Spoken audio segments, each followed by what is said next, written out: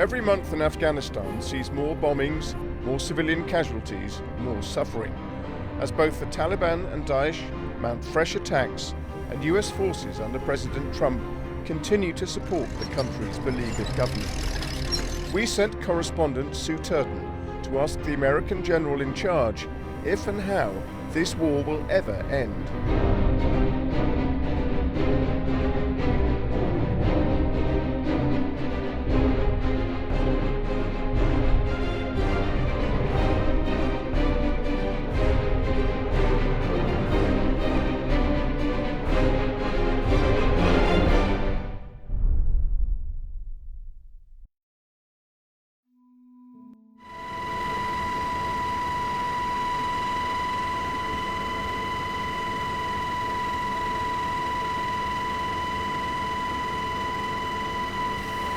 Kabul, the Afghan capital, in early 2018. After 17 years of American-led operations here, US President Trump decided to reverse his predecessor's drawdown. We've come to meet the general who persuaded Trump to stay in Afghanistan and who's now responsible for helping the Afghan forces hold the line against both the ISIS insurgency here and the Taliban. Monday morning. Hey, Sue. Hey. Welcome. I'm heading to the Momon Valley with General John Nicholson, the four-star general in charge of the NATO mission in Afghanistan. It's where ISIS made its Afghan headquarters close to the Pakistan border. These areas were liberated from ISIS. The ISIS fighters came from Pakistan into southern Afghanistan and tried to conquer this area. Now, for the last year and a half, we've pushed them back here into the mountains. And are you seeing Taliban and ISIS fighting? Yes, but the Taliban have not been successful in fighting ISIS. And is that because the ISIS fighters have better weapons? The ISIS fighters originally were getting money from Syria, money from Iraq, and they were using this money to buy more advanced weapons. Since the pressure we put on them in Syria, that money has dried up. So now they're trying to extract money from the people here. They continue to recruit more from Pakistan or from over. This is where the war started. You know, the 9/11 was launched from here. My office was destroyed in the Pentagon on 9/11 by the plane that hit the building. Thanks to God, I was not in my office at that time. So it's deeply personal for me. I'm the first journalist to land in the Momon Valley since General Nicholson dropped the mother of all bombs here last April. As well as destroying an ISIS network of tunnels, the detonation of this huge ordnance signalled that Nicholson had changed the mind of his new commander-in-chief. How you doing? How you doing, sir? Hey, good to see you. Good to see you. Thanks for all the great work you guys are doing. Forward surgical team located at OP Bravo, and then we'll assess what the situation is and act accordingly. Okay. Do you guys have any questions for me? No, thanks.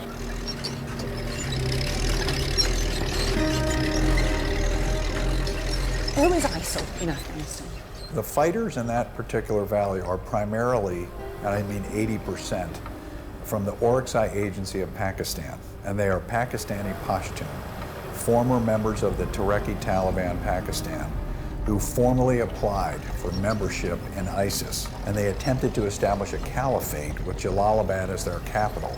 And so initially, when I arrived here 2 years ago in 2016, they had carved out 9 districts of southern Afghanistan.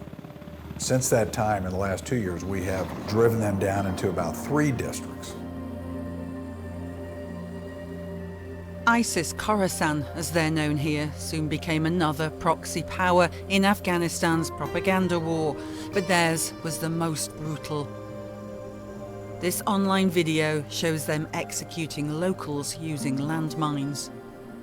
How do you know who they are? Well, we know this by capturing their headquarters, capturing their passports, their identity cards.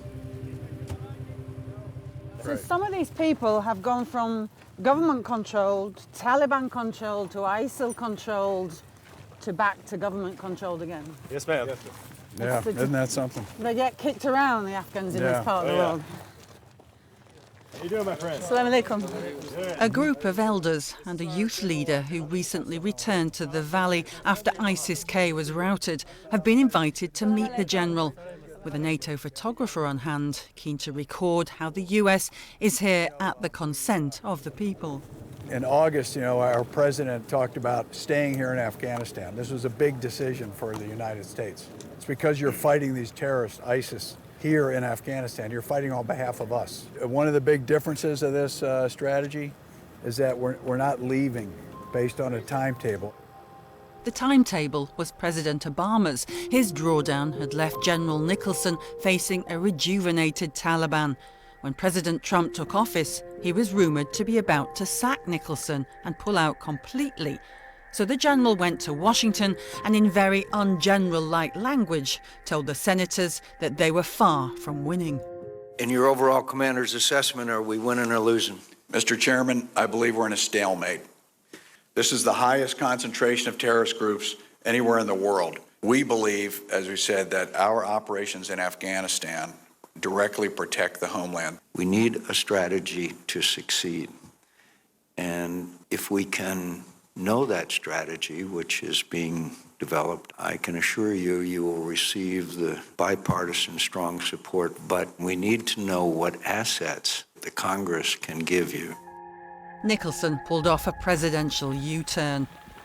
Trump increased his troop level by another 3,500. The new focus became the training, advising and assisting of their Afghan partners and ramping up the air campaign. The airstrikes have been effective against ISIS-K, where Afghan commandos are supported by US Special Forces, whose identities we have to hide.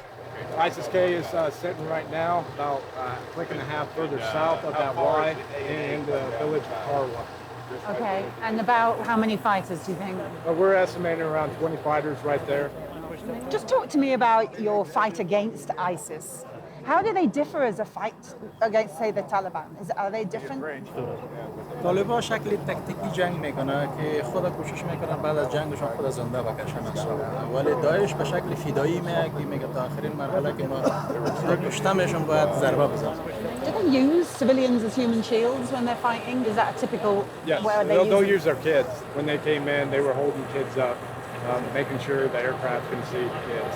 So they do use human shields. When ISIS came, how did they treat people here? چون که دغه خلک چې زمونږ باتوره خلک دي په دې باندې پوه شو چې دغه خلک د نورو لاسپوڅي خلک دي دلته نه یو ناورین راغلي دي د دې شاته نور څه دي انساني وژنې دپاره راغلي دي چې کور کې دغه سړی ونیو چې کوم یو بخښه کوي سړی بس دا به ونیو سر دا شناخ چې حلال به بس دې ځنه بیا سره به دا خلک هم داسې رور هم داسې کوي. What language did ISIS speak? Pashto, Dari? پشتو داری ازبک پنجابي خو اکثریت دلته چې څوره دغه نفوسو د پاکستانو. How do you feel towards Pakistan? زما احساس د پاکستان په مقابل کې دا دی هغه اوس موږ د یو دشمن په سترګه ښکاري. Another propaganda video shows Afghan children being used to execute captured Afghan soldiers.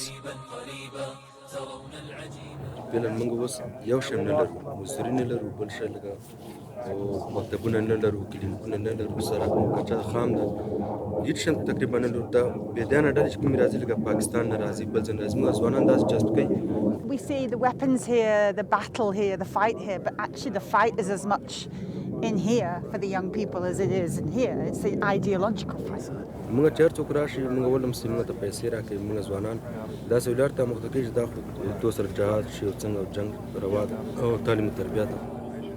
The need for education. I mean, it's a music to my ears to hear you talk about the education for your children. Thank you, sir. Good. Could they still be threatening if it wasn't for Pakistan? That's a good question. I think this ideology is a threat wherever it exists. So I think, in one sense, the ideology is what we're trying to defeat with its brutality, with its strange interpretation of Islam, which is, again, rejected by the majority of the Afghans. So the fact that they could operate from across the border, recruit, and then move into Afghanistan is a problem for us because, of course, we cannot affect them in the place of origin. But the US is taking on these fighters across the border. Drone warfare on Pakistan's soil has increased with 12 attacks since Trump took office. For its part, Pakistan often gives safe haven to agents of chaos, violence, and terror. The president has turned up the heat, freezing $2 billion in security aid and raising fears that further strikes are planned on areas the US deems enemy sanctuaries in Pakistan. Tuesday night, Helmand province, and a different battle against a different enemy. This is the Taliban heartland. It's where the Afghan army is facing its fiercest fight and where it's losing a lot of ground. The Taliban controls 9 out of Helmand's 14 districts. There is a lot of publicity being made about, the Taliban are contesting 70% of the country now. Would you give us an estimate as to where the major battles are and how much is it testing the ANA? We believe that the government controls 2/3 of the country, 2/3 of the population, 12% controlled by the Taliban, 25% being fought over. So at most 1/3 of the country is being fought over. We've been allowed into Helmand's war room, the joint operating centre where the US calls in airstrikes to coordinate with the Afghan ground offensive. The intelligence officers are nervous about us filming. The screens and walls are full of sensitive data. We operate obviously within rules of engagement. We have very specific tactical guidance and General Nicholson in terms of what our operating parameters are. Or my legal advisor who is always in here to talk and make sure that I'm very clear in terms of what I can do. And then we go, beyond that to decide, hey, does military necessity require that we do something, that we strike something? I got reasonable certainty that there's no chance of collateral damage, no chance of severe causes or anything like that. And when in doubt, we'll wave off. That is something General Nicholson's been extraordinarily clear about. So it's all right to let somebody live to fight another day. What's not okay is taking an innocent life. But the figures tell a different story. More than 4,300 weapons were dropped in their expanded air campaign last year. 631 civilians were killed.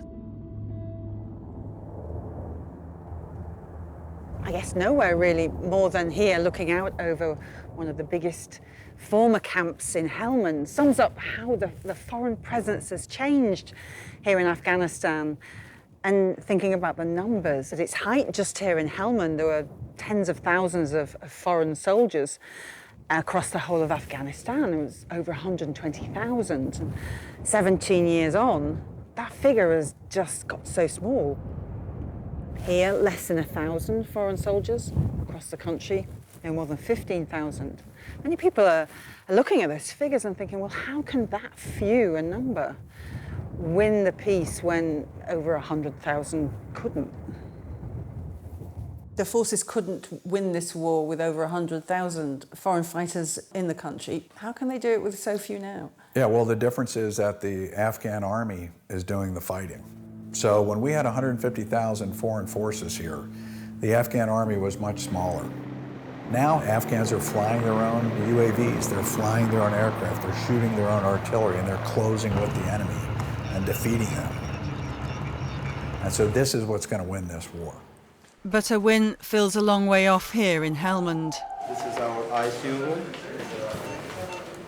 And these patients came in overnight? Yeah, 4 patients. Okay. Evacuated from Kajaki. ID blast when they was in car. Unfortunately, right leg amputation, left leg fracture, right hand injury, and he was in shock in evacuated time. Do you remember what happened?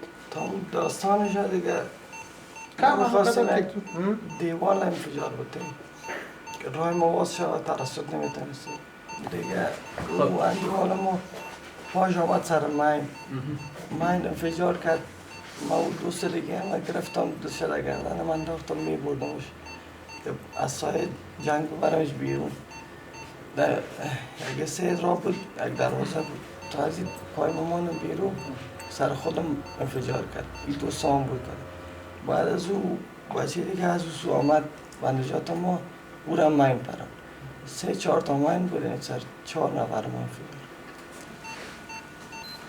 میخواستم دوستم نجات بتم اگه این سر ما انفجار نمیکرد Multiple face injuries, right hand injuries with bone fractures, left leg multiple injuries with skin defects, nerve damage, and also he had some intra-abdominal injuries. It's impossible to know how the Afghan offensive is going against the Taliban, since the Pentagon classified the casualty figures. Some Afghans find it a little bit unnerving that no longer are the Afghan casualties being made public. As a military man yourself, you're used to being in the States where that sort of thing is made public. It's transparent in the United States. Can you understand why people might feel a little bit suspicious that these kind of figures aren't now being revealed since the Pentagon classified them? Yeah, so this was a request from the Afghan government, and frankly, it's in keeping with the theme we heard from the United States about not providing information that's of value to the enemy. We honor that request. As you correctly point out, we do publicize our casualty figures in the United States. The Major General in charge of Afghan forces in Helmand is adamant that his soldiers could beat the Taliban if it weren't for those fighting a proxy war. تاسو ته دا معلومه ده چې دا جګړه هم افغاني جګړه نه ده په دې کې د دنیا ډیر ملکونه شکیل دي په دې کې بین المللي تروریزم موجود دی نو دا به ډیر مشکل وي چې سړی ووایي چې کله به دغه جنګ خلاص هغه هم په هماغه قیاس نو موږ د دې دښمن په مقابل کې جنګېدلی سو اوس هم جنګېږو اوس هم هیڅ نوع امریکایي قوت زموږ سره په ځمکني عملیاتو کې شرکت نه لري. Back in Kabul, the general is greeting VIPs, the Supreme Allied Commander for Europe and the US Ambassador to NATO. Their visit doesn't go unnoticed. Early the next morning, multiple attacks across the country. The first just a kilometre from us on the NATO base, where an ISIS-K suicide bomber kills 2. A Taliban attack on an army checkpoint in Farah province kills 22 Afghan soldiers, and another in Helmand kills 2 more, injuring 12 civilians. At 0820 local time, a person-borne improvised explosive device explosion took place near a NDS building near the green zone, security zone in Kabul. It doesn't deter the VIPs from holding a press conference. So we're just learning this week that the US and now indeed the Afghan government are requesting the Taliban office in Qatar is shut down. You talk about hoping to get peace talks restarted again. What sort of channel, what sort of contact is going to be used for this now that that office is no longer going to be there? Well, I'm afraid I cannot comment on behalf of the US government, so I cannot confirm what you have just said. There's no talking to the Taliban. We don't want to talk to the Taliban. We're going to finish what we have to finish. What nobody else has been able to finish, we're going to be able to do it. Not for the first time, Trump's missives don't quite chime with what his people are saying on the ground. Talks about those beginning talks are certainly in the works in different forms. Don't think that nothing is happening. There is a lot that is happening in a very beginning stage of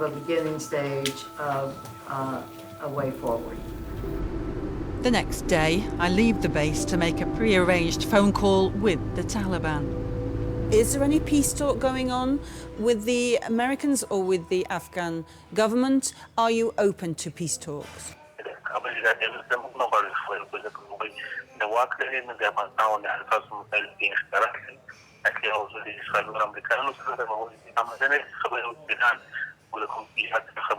Does Pakistan help the Taliban? ولا حقیقت نه لري هغه لیک چې موږ د خبره امریکایانو ته واضح کړو نړیوال ته مطلب اوس ورسېږي د جنگ اصلي غوښتونکي کې د افغان دی او د جنگ اصلي علت هم هغه امریکایي موجودیت او اشغال د هغوی نه وي. We spoke on the telephone to the Taliban spokesman, and his attitude is, look, in the end, the American presence is basically prolonging the war. He was using the fact that you're still here as a reason the war is still going on. The only thing that's prolonging the war is that this insurgency can exist outside the borders of the country. If they actually had to live inside the country and face the Afghan army backed up by the international coalition, they would have been gone a long time ago. What's particularly disturbing about this recent round of attacks is that despite their stated objective to reduce civilian casualties, the Taliban are deliberately targeting civilians. Your recent bombing campaign, especially in the cities, is killing civilians. Is this a concern of yours, that because the campaign is in highly populated areas, civilians are dying? بله ملکي تلفات د اساس موضوع د ملکي تلفات د هر چا لپاره تشویش کړ موضوع د نظامي اهداف اجرا کړي دي یا عملیات اجرا کړي هغه ټول نظامي اهداف باندې البته جانبي عوارض به خامخا درلودلي د هغو د مخنیوي لپاره موږ کار کوو. By late February just this year, the Taliban's attacks on Kabul had killed 117 civilians. It's made securing the capital more important and more difficult than ever. Hey, how we doing? We're going to do a quick brief and then we'll be all set, okay? Okay, sounds good. Sergeant Major Clark's nighttime checkpoint inspection goes to the heart of this US training mission. Taking responsibility, instilling discipline, leading by example. Can't let our guards down. And sometimes they let their guards down, that's when bad things happen.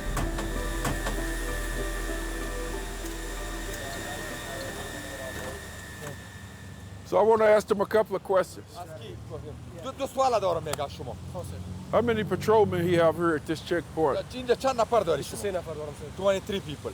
23? Yeah. Do they put their finger on there? They are putting finger, yes. Yeah. If that vehicle was in the biometric system, it is good to go. If no, go back. Okay, got to be in the system. He would be in the system, that vehicle, yes. Yeah. Can I ask you a question? Yes, is it difficult to keep morale with your men? When there's many attacks, is it difficult for them to keep their morale, their spirits high? Yeah, you know the iron? When you put the iron like that, this changing to the steel. We are steel right now. We have good morale. We are, every day the morale is just Afghanistan. We are one person wearing the uniform, and we are very proud of. So why is this important, to come here to see these men? You need to lead by example. 24/7, that is our business, the NCO business. We are the NCO on the night. So that's the new campaign for this year, is NCOs on the night. NCOs out on the front line in the wee hours, checking on their soldiers, leading from the front, and showing them that they truly care about their man. Not when it's convenient, but in the middle of the night. We have two types of the protection. We are protecting our proficiency, or we are protecting our people. America's longest war is far from won. Indeed, the Taliban say they're making significant headway. But the general wants the world to believe the momentum has turned in their favour. I have deep respect for the Afghan people. These people just want a better, more peaceful life for themselves and their children. They don't want their home to be a place where terrorists attack others from.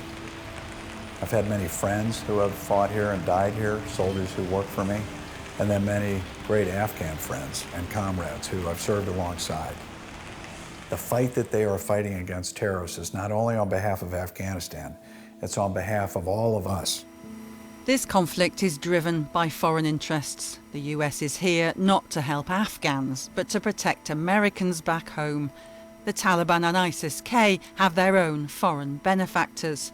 And so this geopolitical quagmire gets ever deeper.